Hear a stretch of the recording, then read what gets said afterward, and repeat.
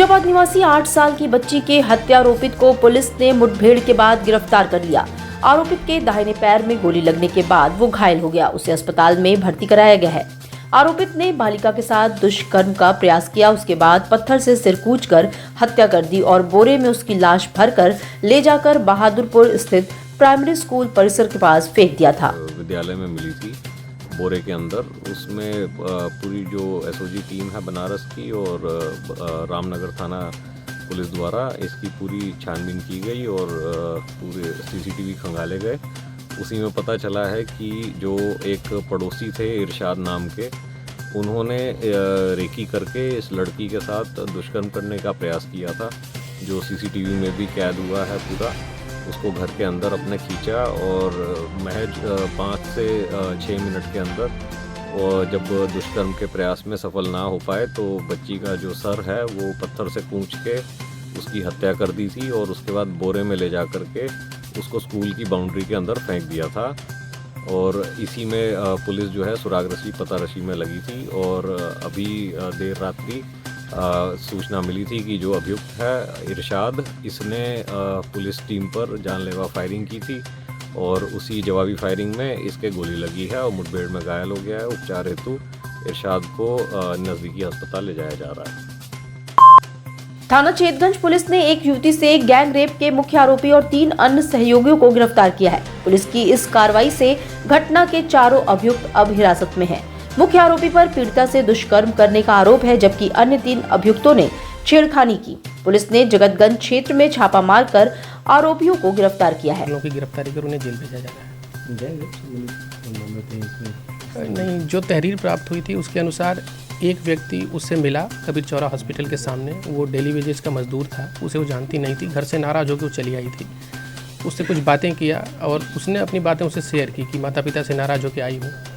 तो उसने उसे ये विश्वास दिलाया कि चलो हमारे घर रुको, वहाँ पे लेडीज़ भी हैं, आज वहीं खाना पीना, सो जाना, सुबह मैं तुम्हारे घर छोड़ दूँगा। उसके बाद जब वो लेके पहुँचा तो वहाँ पे लेडीज़ नहीं थी, हालांकि खाना पीना खिलाया उसे। उसके बाद उसका आरोप था कि ज़बरदस्ती उसके साथ दुष्कर्म किया। कुछ देर बाद 2 उसके अन्य दोस्त आए जो छेड़खानी करने का प्रयास कर रहे थे। इसको देखकर वो चिल्लाई और चिल्लाने से जब लोग वहाँ इकट्ठा हुए, लड़की वहाँ थोड़ा ओपन एरिया में आ गई तो वो वहाँ से भाग गए आरोपी। तो एक के ऊपर दुष्कर्म का आरोप था, 2 के ऊपर छेड़खानी का आरोप था।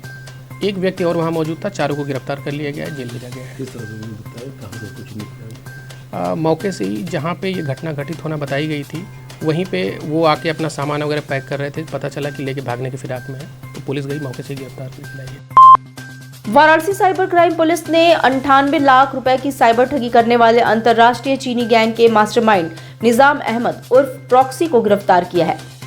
ये गैंग फर्जी ट्राई और सीबीआई अधिकारी बनकर डिजिटल हाउस अरेस्टिंग के जरिए लोगों को ठगता था। इसका खुलासा गुरुवार को एडीसीपी साइबर क्राइम श्रुति श्रीवास्तव व एसीपी चेतगंज गौरव कुमार ने किया। अब तक इस मामले में कुल 12 शातिर गिरफ्तार हो चुके हैं। बातें होती है यूएसडीटी में होती हैं। तो अभी जो अकाउंट्स प्रकाश में आए हैं उस पर अभी काम बाकी है, उस पर जांच चल रही है, विवेचना प्रचलित है, तो उस पर भी अभी काम किया जाएगा। एक आम आदमी ये भी जानना चाहता है, अगर ये चाइना से पूरा काम हो रहा है तो इसका जो आखिरी कड़ी है वहाँ तक पुलिस कैसे पहुँचेगी? क्या इसमें ये जो इस टाइप के केसेस हैं, इसमें पैरेलल हम सूचना ईडी को भी दे रहे हैं, जिसमें ईडी भी, क्योंकि हमारी कुछ लिमिटेशंस हैं, हम मतलब कानून के तौर पे हम विद इन इंडिया गिरफ्तारी कर सकते हैं, बट जो बाहर विदेशी गिरफ्तारी करने का एक प्रोसेस अलग होता है, उसमें एमलैट होना ज़रूरी होता है और तमाम प्रकार के रेगुलेशंस होते हैं। तो इसीलिए हम पैरेलल में ये जितनी भी हम सूचनाएं हैं ईडी को भी दे रहे हैं, जिसमें वो अपना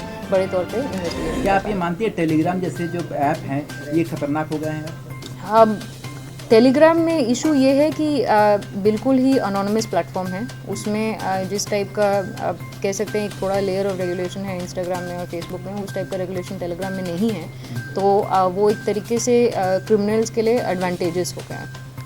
तो इसको बैन करना चाहिए। अब वो तो अब ये तो ओपिनियन वाला क्वेश्चन हो गया। उसमें भी कोई सहायता ली है इंटरपोल से?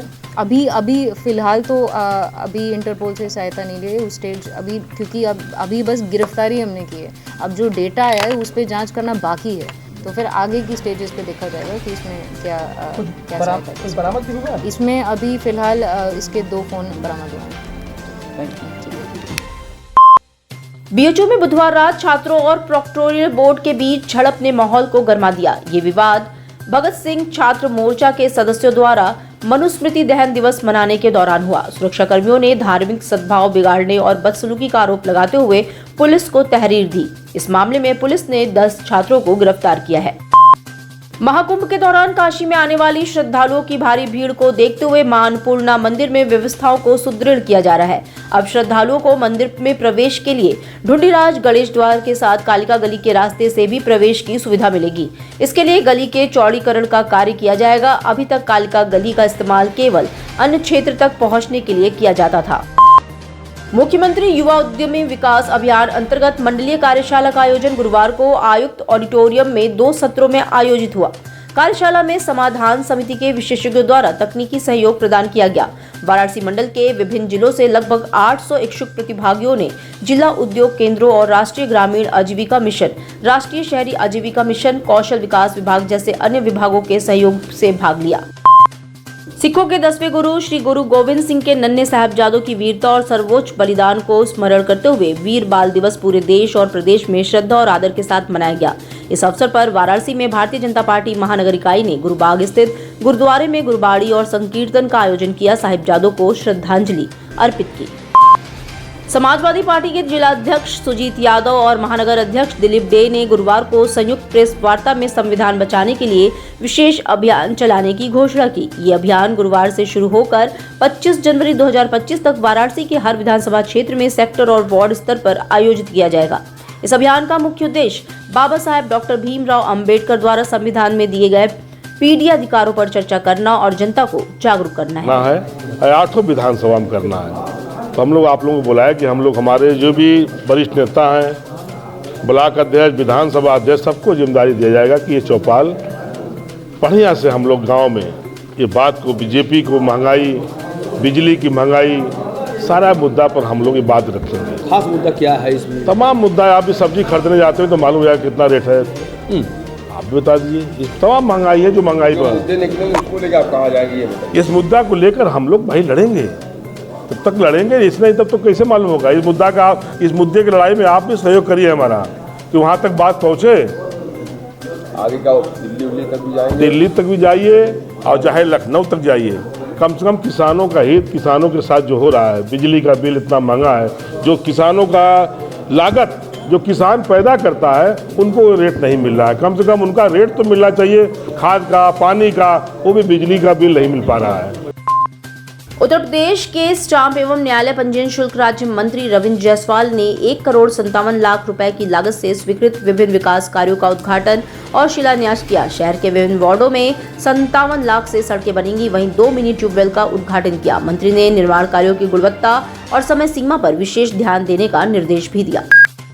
शहीद उधम सिंह की 125वीं जयंती के अवसर पर गिरजाघर पंचमुहानी पर एक भव्य समारोह का आयोजन किया गया। इस मौके पर वाराणसी पुलिस कमिश्नरेट के जवानों ने 32 फायर की सशस्त्र सलामी दी। कार्यक्रम की शुरुआत पुलिस जवानों द्वारा बिगुल बजाने और 36वीं पीएससी वाहिनी के बैंड पर राष्ट्रीय धुन बजाने से हुई। कार्यक्रम में शहीद को श्रद्धांजलि देने के लिए चारों धर्मों के अनुयायियों ने वेद पाठ, कुरान की आयतें, बाइबल पाठ और गुरु ग्रंथ साहिब की वाणी का पाठ किया। कार्यक्रम चले आ रहे, आज ये कार्यक्रम उधम सिंह जी की जयंती और आज गुरु गोविंद सिंह जी के 4 साहबजादे, 2 साहबजादे जोरावर सिंह और फतेह सिंह, उनको आज औरंगजेब ने जिंदा दीवार में चिनवा दिया गया था। आज हम वीर बाल दिवस घोषित हमारे ही आवेदन पत्र पर नरेंद्र मोदी जी ने किया था, तो हम उसका भी शहादत मना उसमें जुड़ गया है। उधम सिंह का जन्मदिन खुशहाली और गुरु गोविंद सिंह का परिवार 21 से 27 दिसंबर तक उनकी माता, दादी, पूरा परिवार, चारों बच्चे, पूरा उनकी संगत शहीद हो गए थे चमकौर की गढ़ी में, रास्ते में सिरसा नदी के पास। तो ये कुर्बान जाऊं उस बेला सुहाई, चित्त तुमरे द्वारे आया। तो मित्रों, उधम सिंह के जो यहाँ रोपवे होता बन रहा था टर्मिनल, इसको हमको लिखित मिला है कि नहीं, यहाँ उधम सिंह बाद में उनको रखा जाएगा और गिरजाघर का नाम उधम सिंह रोपवे टर्मिनल होगा। ये हमको लिखित बीडीए की तरफ से मोदी जी के कहने पर, योगी जी के कहने पर मिला है। ये कार्यक्रम चल रहा है।